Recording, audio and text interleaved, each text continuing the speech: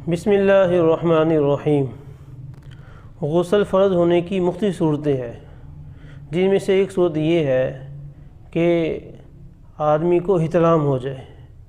احتلام کسے کہتے ہیں کہ وہ سویا ہوا تھا، اس نے خواب دیکھا، خواب کے اندر اس نے کسی کے ساتھ مباشرت کی ہے یا کوئی ایسا عمل کیا ہے کہ جس سے اس کی منی جو ہے وہ خارج ہو گئی ہے، اس کو احتلام کہتے ہیں، تو اس پر غسل فرض ہو جائے گا۔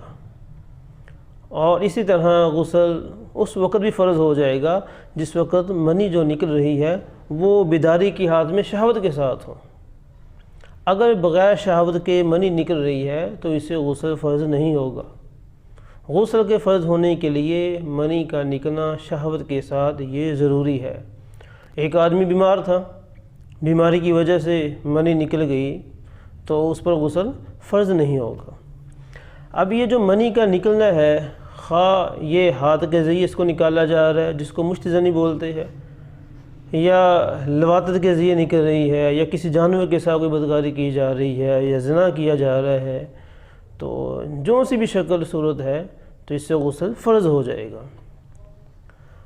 اور یہ لواطت کرنا یہ بہت بڑا گناہ ہے، یہ حرام ہے۔ قرآن مجید کے اندر اللہ تعالیٰ نے جو قوم لوط پر عذاب بھیجا ہے وہ سب سے سخت عذاب بھیجا ہے۔ کس وجہ سے سخت عذاب بھیجا؟ کہ وہ قوم لوط وہ مد کے ساتھ ہم جنس پرستی وہ اس کے شوقین تھے، تو اللہ تعالیٰ نے ان کو بہت سخت قسم کے عذاب کے ذریعے سے ہلاک کیا۔ بلکہ آپ یوں کہہ دیجئے کہ جتنے عذابات دوسری قوموں پر بھیجے تھے اللہ تعالیٰ نے وہ سارے کے سارے عذاب قوم لوط پر جمع فرما دیے، کہ ان کی بستی کو اوپر اٹھایا، پھر نیچے پھینکا، پتھروں کی بارش ہوئی، اور جو ہے وہ چیخ ان کو سنائی دی، اور آگ جو ہے برسائی گئی۔ مختلف قسم سے اللہ نے ان کو ہلاک کر دیا۔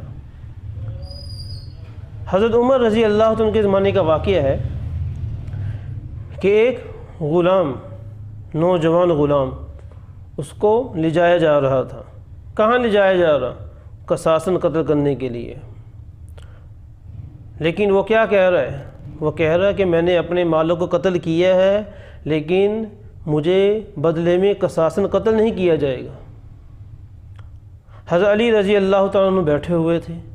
حضرت علی رضی اللہ تعالیٰ عنہ نے جس وقت اس سے یہ بات سنی تو اس کو بلایا، اس کو کہا کہ تم نے اپنے مالک کو قتل کیا ہے؟ وہ کہتا ہے جی میں نے قتل کیا ہے، لیکن مجھے بدلے میں قصاصاً قتل نہیں کیا جائے گا۔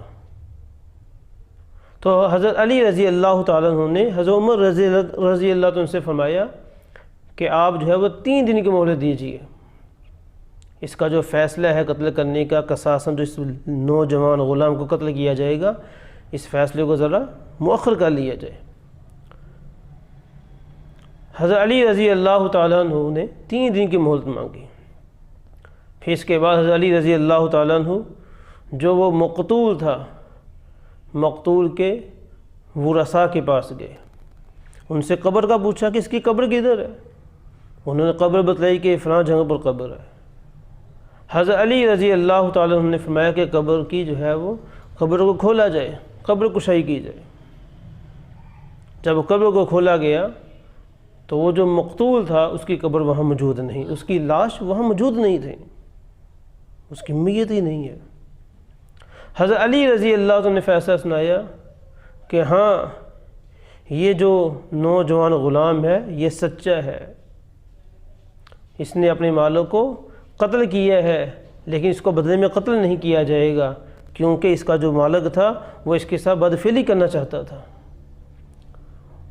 اور آپ صلی اللہ علیہ وسلم نے فرمایا کہ جو قوم لوط والا عمل کرنے والا ہو وہ مر جائے تو 3 دن سے پہلے اس کی جو میت ہوتی ہے وہ قوم لوط والوں کے ساتھ وہاں ان کے ساتھ اس کو شریک کر دیا جاتا ہے، اس کی میت قوم لوط کی بستی کے پہنچا دی جاتی ہے۔ تو اس قبر کشائی کروا کر میں نے اس بات کو جو ہے وہ تحقیقاً غور کر لیا ہے کہ واقع جو ہے وہ اس کا جو مالک تھا وہ قوم لوط والا عمل کرتا تھا، جس کی وجہ سے اس کی میت وہ وہاں پہنچ چکی ہے۔ تو حضرت عمر رضی اللہ تعالیٰ نے فرمایا لولا علی لہلک عمر، اگر حضرت علی رضی اللہ تعالیٰ عنہ نہ ہوتے تو آج عمر نے ہلاک ہو جانا تھا۔ تو یہ قوم لوط والا عمل بہت برا عمل ہے۔ اسی طرح مشت زنی کے ذریعے منی کو نکالا جا رہا ہے تو اس سے بھی غسل فرض ہو جائے گا۔ یہ مشت زنی یہ بہت سخت گناہ ہے۔ حدیث شریف میں آتا ہے جس کا مفہوم ہے کہ جو ہاتھ اس کے ساتھ اس طرح یہ عمل کرتے ہیں تو قیامت کے دن ان کے ہاتھ وہ حاملہ ہوں گے۔ ہاتھ حاملہ، جس طرح ایک حاملہ عورت کا پیٹ ہوتا ہے تو اس طرح ان کے ہاتھ جو ہے وہ حاملہ ہاتھ ہوں گے۔ تو اس لیے ان برے عمل سے بچنا بھی ہے۔ لیکن جیسے بھی ہو منی شہوت کے ساتھ نکلی غسل فرض ہو جائے گا۔